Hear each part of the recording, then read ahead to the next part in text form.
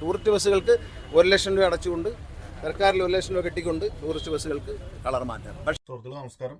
അപ്പോൾ കഴിഞ്ഞ ദിവസങ്ങളിൽ നമ്മുടെ മന്ത്രി സാറ് ഗണേഷ് സാറ് തുടക്കത്തിൽ പറഞ്ഞൊരു സംഭവം ഉണ്ടായിരുന്നു. ഒത്തിരി കഥയൊന്നും പറയല്ല.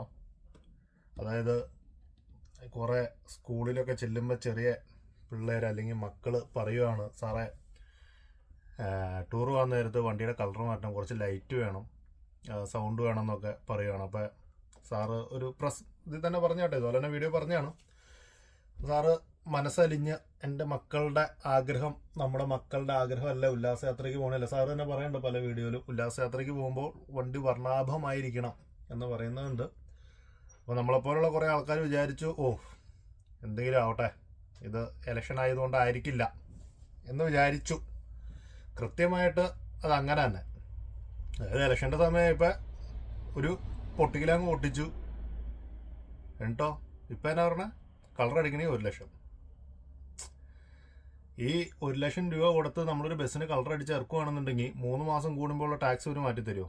ഇപ്പോൾ നമ്മൾ 55,000 56,000 ഒക്കെ കൊടുക്കുന്ന ടാക്സ് 3 മാസം കൂടുമ്പോൾ 15,000 കൊടുത്താൽ മതിയോ? അത് മാറ്റി തരുമോ? ശരിക്കും ഇവർ ആരോടെ മത്സരിക്കണം? ഇവർ ആരോടെ വാശി പിടിക്കണേ? ഇതൊക്കെ എന്ത്? അതായത് സാധാരണക്കാരെ സംബന്ധിച്ച് ഒരു പ്രസ്ഥാനത്തിലേക്ക് ഇറങ്ങുമ്പോൾ അത് എങ്ങനെ നഷ്ടത്തിലേക്ക് എത്തിക്കാം, അവനെ എങ്ങനെ കുത്തുവാള ഇടിപ്പിക്കാം എന്ന് തന്നെയാണ് ഇന്നിപ്പോൾ ഈ നടന്നുകൊണ്ടിരിക്കുന്ന ഓരോ കാര്യങ്ങൾ. ബസ് പ്രസ്ഥാനം, പ്രൈവറ്റ് ബസ് പ്രസ്ഥാനം അത് മൊത്തത്തിൽ നശിച്ചു.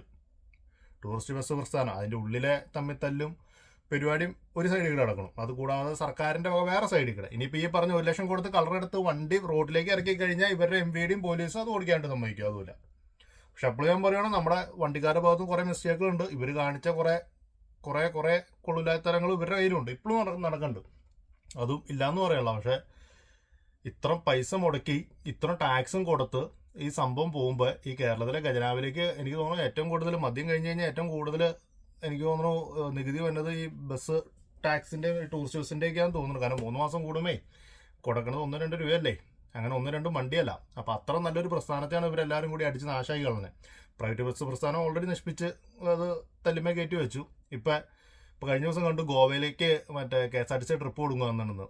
എന്നാൽ പിന്നെ ഇവർക്കങ്ങോട്ട് പറഞ്ഞാൽ പോരെ, എന്നാൽ എല്ലാം KSRTC ഏറ്റെടുക്കുകയാണ്. ഇനി പ്രൈവറ്റ് ആൾക്കാർ വണ്ടിയായിട്ട് ഇറങ്ങണ്ട, ഞങ്ങൾ എല്ലാം ഏറ്റെടുക്കുകയാണ്.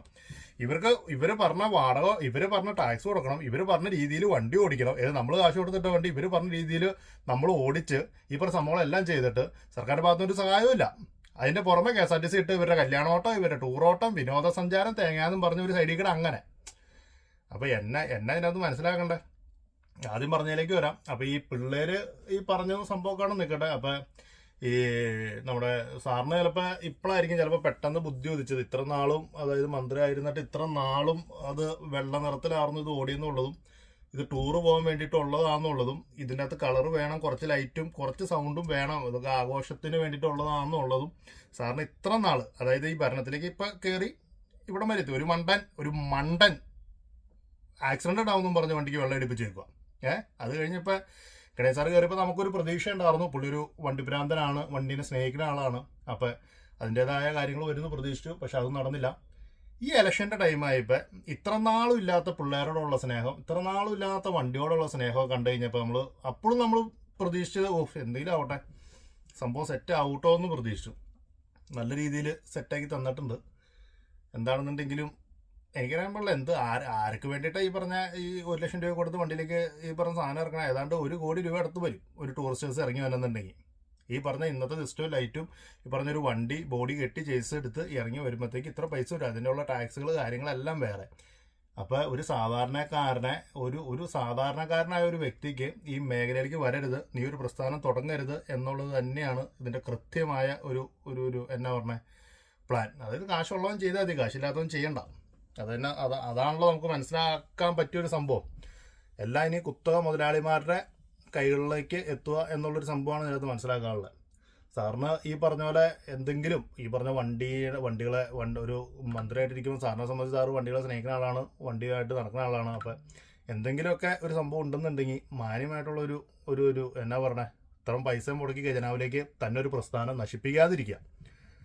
KSRTC വേണം, പ്രൈവറ്റ് ബസ്സുകൾ വേണം, ടൂറിസ്റ്റ് ബസ്സുകൾ വേണം.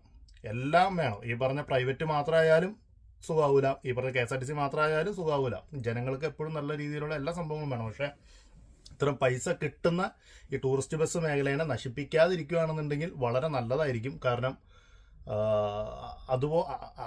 അത്രമാത്രം ഖജനാവിലേക്ക് ടാക്സും കാര്യങ്ങളും തന്നെ ഒരു മേഖലയാണ്.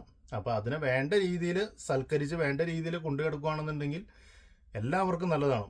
പക്ഷേ എപ്പോഴും പറയുന്നത് എല്ലാത്തിനും ലിമിറ്റേഷൻസ് വേണം. ഇപ്പോൾ എല്ലാത്തിനും ലിമിറ്റേഷൻസ് വേണം. ഈ പറഞ്ഞ പണ്ട് കുറേ വണ്ടികളുണ്ടായിരുന്നു, പോൺ സൈറ്റ്സിൻ്റെ ഫോട്ടോസ്, കാര്യങ്ങൾ, വൾഗറായിട്ടുള്ള ഫോട്ടോസ്, അതൊന്നും ഒരിക്കലും സമ്മതിക്കേണ്ട കാര്യമില്ല. അതുപോലെ ഓവറായിട്ടുള്ള സൗണ്ട് കാര്യങ്ങൾ, അതൊന്നും ഒരിക്കലും സമ്മതിക്കേണ്ട കാര്യമില്ല. പക്ഷേ നോർമലായിട്ടുള്ളത് എന്താണെന്നുണ്ടെങ്കിൽ ടൂറിസ്റ്റ് ബസ്സിലേക്ക് ആവശ്യമുണ്ടെന്ന് തന്നെയാണ് നമുക്ക് തോന്നണത്. എന്താണെന്നുണ്ടെങ്കിൽ സാറിന് ഇത്ര നാളും തോന്നാത്ത ബുദ്ധി പെട്ടെന്ന് തോന്നി, പിള്ളേരോടുള്ള സ്നേഹം കണ്ടു, അത് ഇഷ്ടമായി.